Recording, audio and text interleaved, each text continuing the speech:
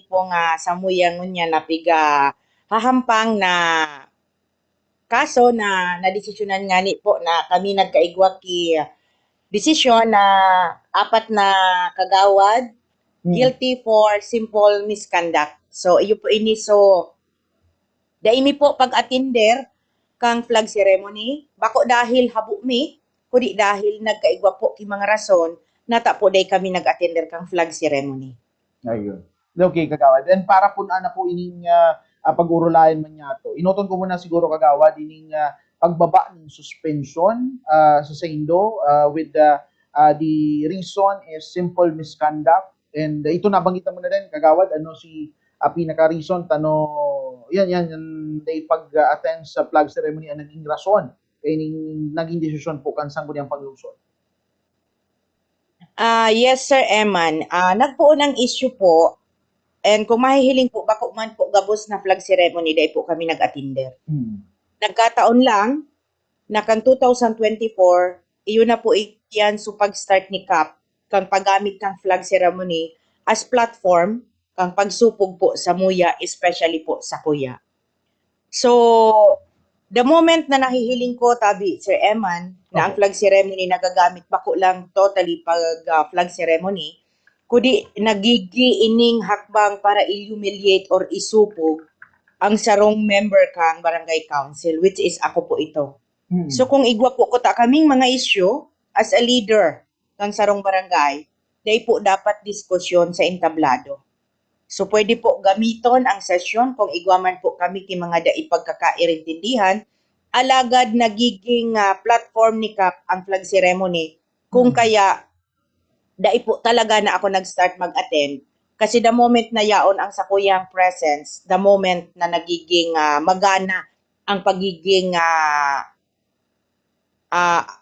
I cannot say arrogant, but I can say that na inagagamit ni CAP ang sa iyang pagiging leader sa samuyang barangay. I give a lot of letter to the DILG, but I hear nothing from the DILG. So, from that point, nag-send man din po ako ki letter sa mayor, dahil din po ako kinako ang answer. So, to make the story short, para po mapundo as in marespeto ang flag ceremony, because we all know that flag ceremony is for raising the flag, not for the platform or humiliating somebody in the council. So, nagdesisyon po talaga ako na dahil na mag-attender para po mapundo as in magkaigwa ki katrangkiluhan ang samuyang flag ceremony every Monday. Okay, kagawad. Well, kagawad, nabanggitan mo na from every time na attend ka ng barangay flag ceremony, lalo na as sabi nga ni, saro ko talaga ini sa mga mandato din as barangay official na mag-attend sa siring po kayo ng event or aktibidad, saro sa mga morning activity kan barangay. Ano yun, from time then, kagawad, pero man bang parang may nangyayaring, kasi ang reason mo kaya di ka nag-attend is, perming may parang padangog, may mga pasaring, mismo sa mga pagtarampo, lalo na kang barangay kapitan, ni barangay captain Eli Bobiles, kagawad. To clear it, Sir Eman, it's not only pasaring, it is directing the humiliation and insult and personal attacks ang nangyayari. So, ang ginibo ko dyan, Sir Eman, from time to time, nag-a-attend pa rin. Opo. And pag dai ako, dai man kinangyayaring arog kaiyan. Pag nag-a-attend po ako, igwang nangyayaring personal attack. So, nahiling ko na it's better for me to keep quiet rather than be there to respect myself and to respect the barangay. Mas pinili ko po talaga na dai talaga na mag-attender. Kasi, na-test ko na every time na yaon po ako, that's the time din na magkakaigwa naman ki mga senaryo, personal attack after flag ceremony. Okay.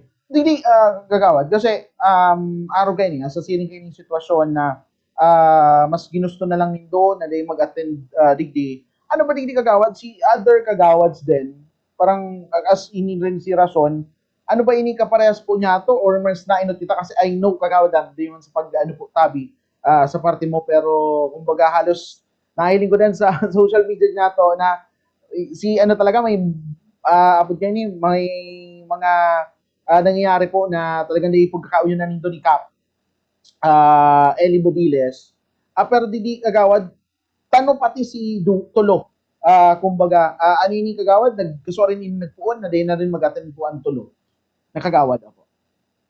Ang pinaka-latest dyan na day na nag-attend, si Kagawad mo na obra po na nagkaigwa ki 39 times na day na nag-attend. Kasi po, day niya na po ngani talaga nagugustuhan ang pagsupog ki pag-iriba sa stage. So, nagdesisyon din siya na punduhon na din kasi igwa ngani po sinabi si Kagawad mo na obra, nagaro gusto din siya na parang diktahan tangani po na maraot kimaray ang sakuyang credibility as a barangay official.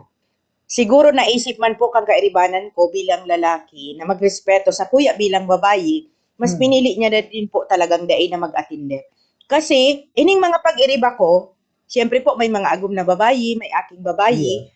So, para sa inda, makulog sa buot na maski may kairibanan po akong mga babayi sa council, ako lang po talaga ang bukod tangi na nagiging topic ni Kap, which is really personal attack. So, dai ko man po iyan nga ngalasan, since poon kang paglaog ko sa administrasyon, ako po talaga ang naging parang bako magian para kikap since nahihiling ko ang sitwasyon kan sa muyang barangay. So, ako bilang kagawad minalaban and gusto ko lang po sa katotohanan maluwas sa barangay. As in, sa kuya po talagang advocacy is transparency and accountability. Kung igwa po ako kipiglalaban o minabot kami sa arog kaining sitwasyon, dahil ko man po ini ikinamundo, Sir Eman, since ang sa kuya po na naging kaso is only simple misconduct and it is only dahil nag-attend ki flag ceremony. Duman sa mga personal attack sa kuya ni Kap, na igwa po ako ki mga payroll padding, igwa ako ki kinoang kwarta, ikadakol akong issue when it comes to money. Pero ang sa iya pong kinaso sa kuya is flag ceremony. I expect more than flag ceremony. Kung totoo itong mga atake sa kuya sa flag ceremony, ang mga payroll padding, which is dapat graft and corruption ang kaso ko po niya. Okay. Kagawad, balikan ko yung nasambitan mo kasi medyo at least kalinawan din sa mga taga-barangay San Roque. Kasi halos it's been too long na din siguro, kagawad. Siguro ining talagang iringan from the office of barangay captain and from your office barangay kagawad Sharon. Digdi ano ba ini? Naisunod na ba ini sa sangguniang panglungsod? Ining nabagitan mo kagawad na against you? Or ini lang ang nakalusot? Ining simple misconduct na ini kagawad? Ini man lang po ang nahiling kang sanggunian panglungsod na violate ko. And duman po sa graft and corruption na po nagpa-file si Kap. Kaya na mga issues when it comes to money. Kasi iyan po talaga ang tigahalat ko kay Kap regarding diyan sa mga pigpapaluwas ng mga issue manungod sa kwartang kinuako po sa barangay.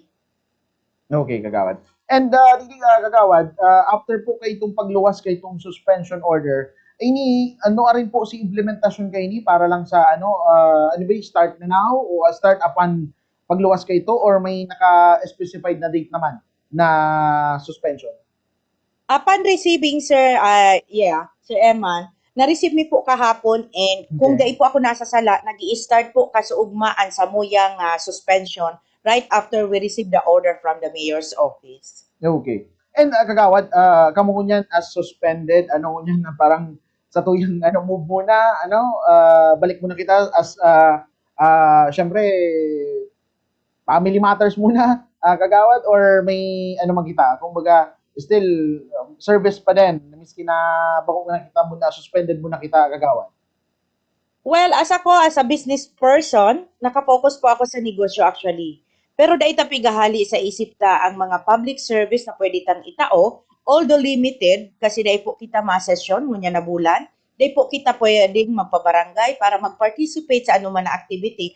And bako po iyan makamundo para sa kuya. Kasi po, whether I am acting as a barangay kagawad or right now, a taxpayer and a concerned citizen, daipong naba ko sa sakuyang pagmakulog sa sakuyang community. Yung.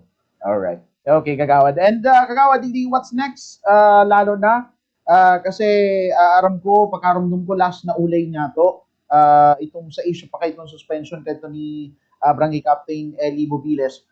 may mga nakafile ka pa? Ano may update ba naman, kagawad? Kasi ang remanescence kayo ni baka after this, a suspension with you for kagawad and baka another baka mayong katapusan ng mga suspension na mangyari sa Fakultad ng Tabi kan sa Barangay San Roque, kagawad. Precisely, Tabi, Sir Eman, kadakol pa kaming mga plano. Pero as of now, we are still checking all the evidences kasi kadakol kaming kapot na mga dokumento. And hopefully, I am expecting the decision of the Ombudsman. And of course, we will update you guys after we receive the decision. And we will also expect something from him kasi daiman po iyan mapundo. And also, we are always prepared. And we know from our position kung ano po ang samuyang pigtitindugan, kung ano ang tunay na katotohanan. Okay. Okay. And digi kagawad sa parte po palan kay tung tuluman niya tong pag-irima do siguro ko unong ko na lang din sa oportunidad para sa indan tulo.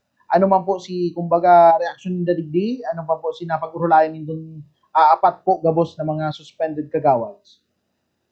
We are all happy accepting the decision of the Sangguniang Panglungsod and we did not complain about it.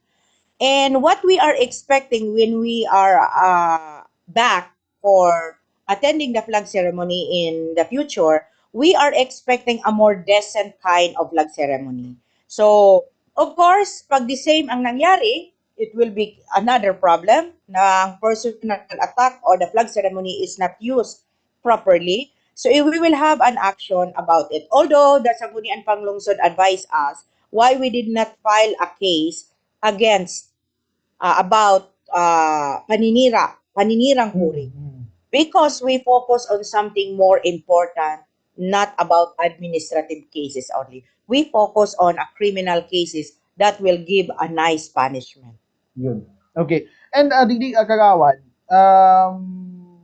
after kayo ni pagbultada nindo kasi if ever man yan na-advise kan sangguniang panglungsod na kung tinataraman na pala kita pero ang ginimo na lang niya to dahil na lang mag-attend so parang halos parang nabaliktad tuloy kita lugod sina suspend dahil po sa day na po mag-attend ano ba digdi may magiging move din kita if ever si Kaliman after kay suspension kung araw kayan magpadagos pa rin may pwede bang ano diyan remedyo diyan kagawad na para mapundo na din ang siring kay ning mga pasaring sa mismong flag ceremony lalo na nagdadangog pati halos si gabos ng mga empleyado po kang barangay council kang barangay San Roque. Sometimes kasi Sir Eman, ang pagiging silensyo, it doesn't mean dahil kita naglalaban. Sometimes ang pagiging silensyo, nagpapahiling lang kita na daita pigbababa ang level ta sa mga araw kaining sitwasyon, especially po, that is a public platform. So kami, igwa lang kaming mga plano, depende sa aksyon ni Kap. So we will be consulting our lawyer, depending on the situation na babalikan mi. And pagbalik mi po, same pa rin po ang samuyang reparo, as in pag makulog sa barangay, we will still continue our function as an elected barangay official hanggang sa matapos ang samuyang term